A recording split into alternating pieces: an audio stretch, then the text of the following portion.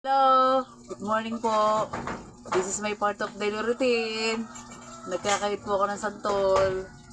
So ito pong santol na ito ay gagawin binuro. So may value adding na siya agad.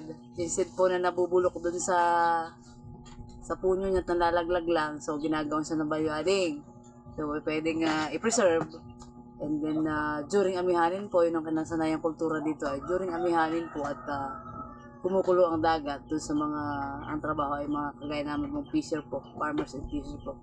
So ito po yung other sources of ulam namin and then income na rin po dahil ito po aside from ulam namin if ever po na sobra yung demand at ano po ito po yung ginagawang sinantulan, nilalahukan po ito ng alimango, ng sumpo, inihaw na isda, lahat po ng seafood sa mga kasapangatan pwede po siyang ilahos dito. So ganito po ang ginagawa dito. Siya po ay buong santol and then babakin siya. After na mabak, ganito po siya. Siya ay in circle shape. And then kakayo din po siya. Ganito, kayo din siya.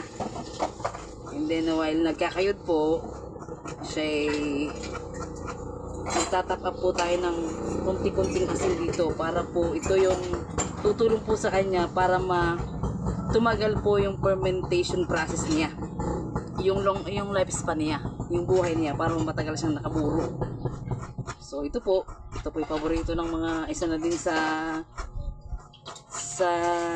traditional na pagkain dito sa aming locality.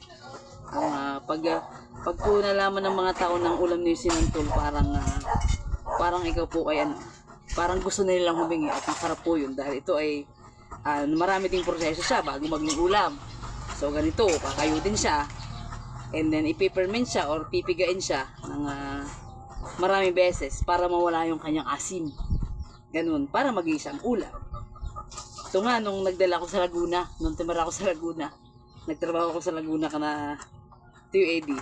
Akala ni Nanay Toyang at saka ni Tatay Domi, yung dala kong ulam is corned beef.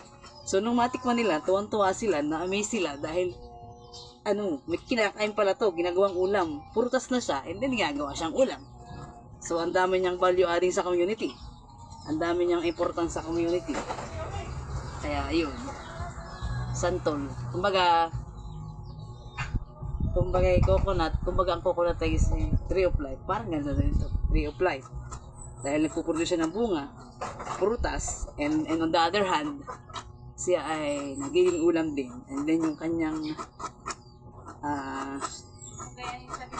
puno ay yun sa mga susunod na taon dahil ito lang yung time na siya ay productive yung ganitong panahon simula month of June onwards. So yun, part of the daily routine, nagkakayod ng santol para may pang ulam and then food security and food sustainability. And then if ever na sobra to sa amin, meron ding value adding. Pwede rin siyang ibenta. Ang nag-range to pag mataas-taas yung demand, so 50 kilos siya.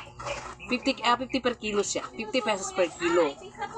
If ever na yung out of supply na, parang mamahal na siya ng konti. Parang nagiging 60 yata per kilo or nag-a-adding lang ng konting Dahil gano'n naman ang ating community.